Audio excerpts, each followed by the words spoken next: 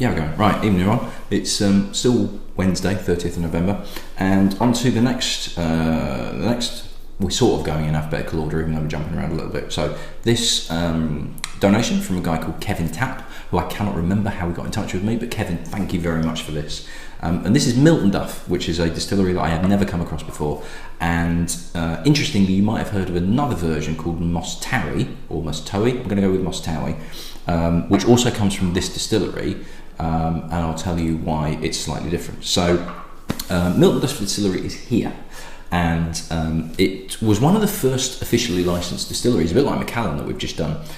It was set up in 1824 by two guys, Robert Bain and Andrew Peary, and rumour has it that there was actually an illegal still already on site that was called Milton, and apparently the landowners were the Duff family. Hence, when the official distillery was legalised, as it were, whether they actually built it from scratch, I don't know. That was why it was called Miltonduff, with reference to the landowners. So it had a couple of different owners, nothing particularly major, until 1936, when Hiram Walker and Goodwin Wirtz from Canada came across and purchased the distillery, and they needed a distillery to use for Ballantine's, their blended whiskey. Essentially, I think it was DCL company that owned a number of distilleries weren't letting their distilleries make single malt whiskey for anybody else. So Walker and Goodwin Wirtz needed to get hold of some distilleries themselves to keep up with the demand for Ballantine's. So it's a very key part of the Ballantine's blend range. Now in 1964 they then added two Lomond stills. We've come across Lomond stills before in a couple of occasions, but if you've not seen any of those videos, basically a Lomond still it's almost a half pot still, half column still. So it starts off like a pot still, so there's a big kind of like bulbous base at the bottom, but then rather than tapering up and having a swan neck, it's like literally a column that's got like metal flaps in, and depending on where you open the flaps depends on the sort of you can get various styles or flavours of whiskey, because the higher up it goes the lighter it is. But if you're looking for something a bit more richer, fuller in the mouth, you can kind of cut it off at a lower height, as it were. Yeah. You with me? Because I'm not.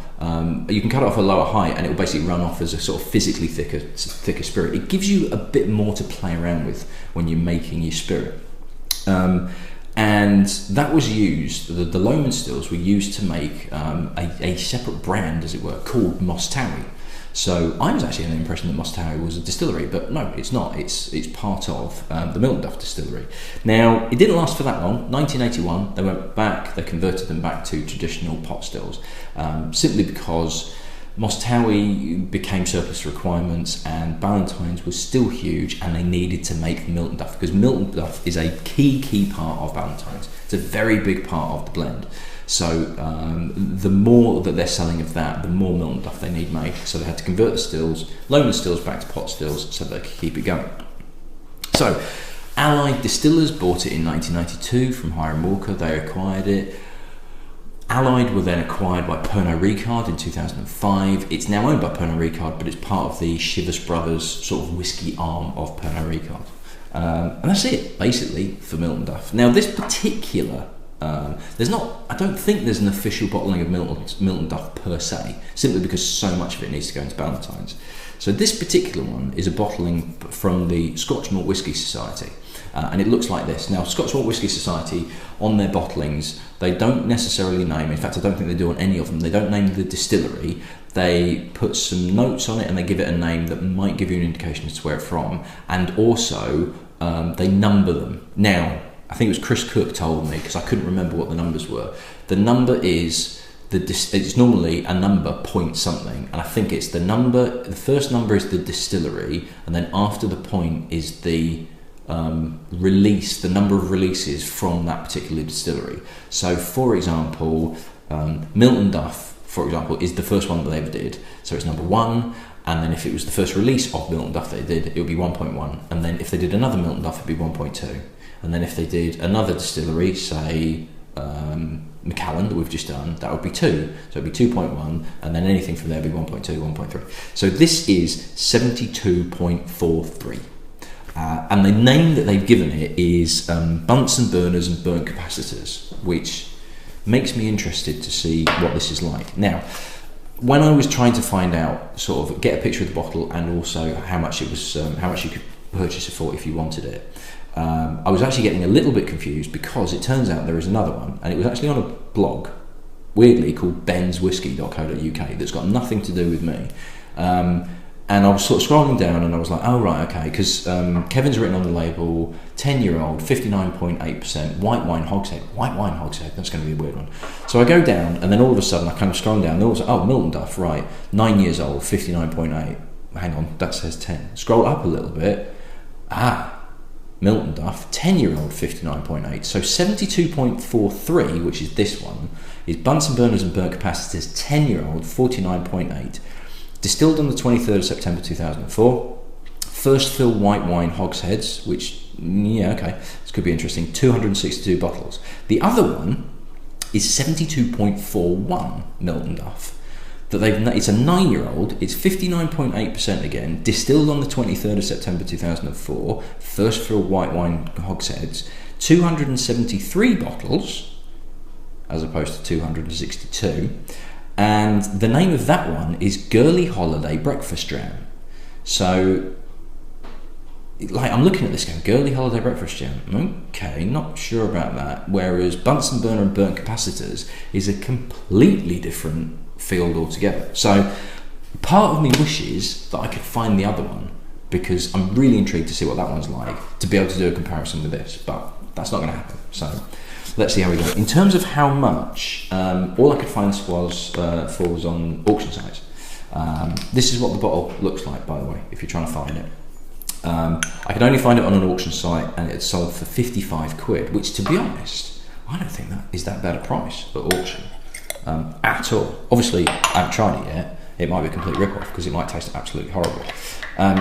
So I'm willing to bet no colouring, no chill filtration, none of that nonsense. And 10-year-old, and it's pretty dark, especially for a white wine cask, white wine hogshead. That's weird. That's really weird. So what I don't know is what white wine is. Are we looking at like Burgundy, Chardonnay type thing, or Sauvignon Blanc, or what? I don't know what white wine it is. That's the problem, because depending on what the white wine cask is, depending on how much influence it is, but there's a decent amount of colour to that as well. I would expect it to be paler for being something 10-year-old in a white wine cask, but that proves me wrong, doesn't it?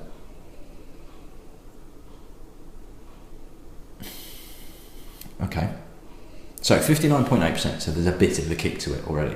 But behind that is there's a weird sweetness to it, really weird, and I'm guessing that's the influence of the white wine cask. There is it's a kind of sugary, but it's almost like jelly sweetness. It's like kids' jelly sweets from a pick and mix, as well as freshness, and it's not quite mint, but it's kind of like a really clean cotton aroma. It's weird. It's like you're doing your sheets washing and you've hung them out to dry next door to a pick and mix. It's a bizarre. I'm not sure where I get Bunsen burners and burnt capacitors. Although, actually, no, Bunsen burners, I'll tell you what that smell is. That really clean smell is when you used to put a Bunsen burner on at school, but you didn't light it, and it's just gas that's coming out. It's kind of, yeah, it's a very pure kind of gas feel, as well as sweetness. Weird nose. Weird. I like it.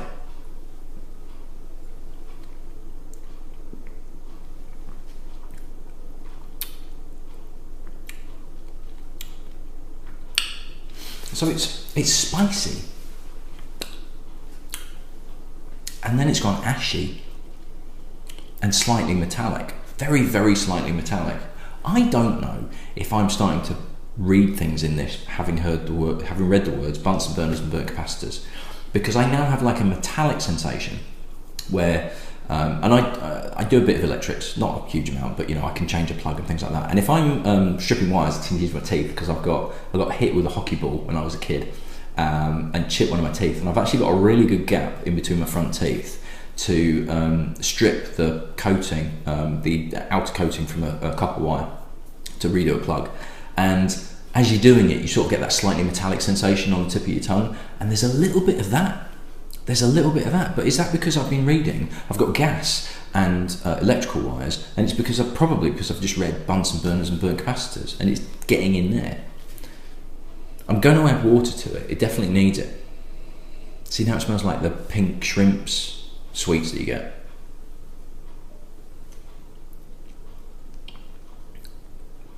I'm definitely going to add water to it, but it's a weird whiskey.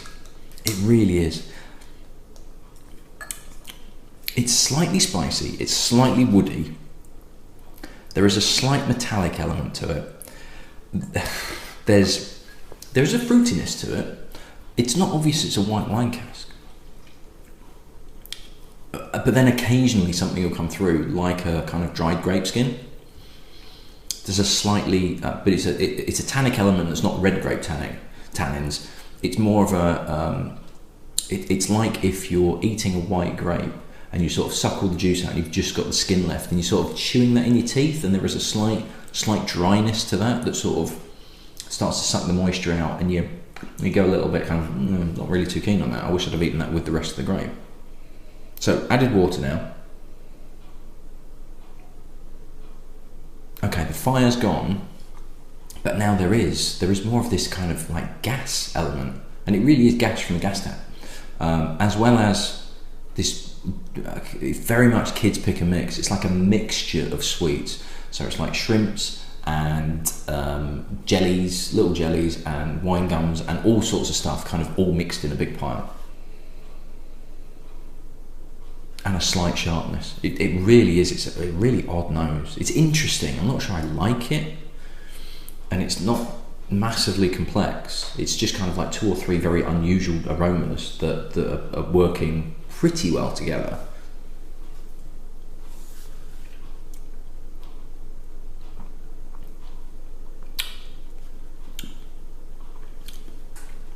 See, having added the water to it, it's kind of lost a bit of the interest.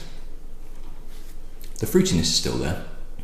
That metallic element's gone, thank God, because that was a bit uncomfortable. It's a little bit flat.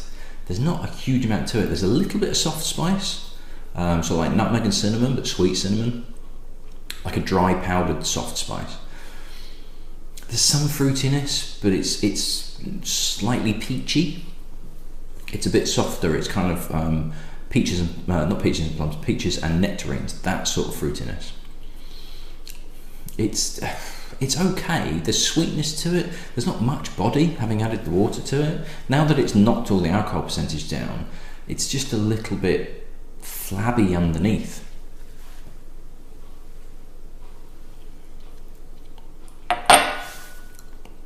It's a very strange whiskey. It's not wacky out there, but there's just some elements to it that are just a little bit odd, and it sort of doesn't quite compute right, and they're not quite working together, and it's all a little bit disparate, and it's not horrible, but I can't imagine I'd be wanting to drink any more of it. I certainly wouldn't go, oh, I could have another glass of that. It doesn't quite work. Everything's bouncing off each other and not really settling particularly well. What a weird one. Kevin, thank you for that, because there was not a chance in hell I was probably going to find another Miltonduff. It's just a bit odd. It's just a bit of a weird whiskey. 55 quid? See, I thought that was quite a good price. I think it still is a good price. I think it's an interesting whiskey. I think it would definitely be one to share with some friends to see what different people get out of it, because I can imagine that different drinkers will get different things out of this whiskey. But I'd be interested to know whether anybody really raves about it. I think it's odd and unusual, but it's not a keeper. Right, that's me done. I'm going to have a quick rinse out and then just do one quick one, which is very quick because I don't have much info on it. I'll see you in the next one. Cheers.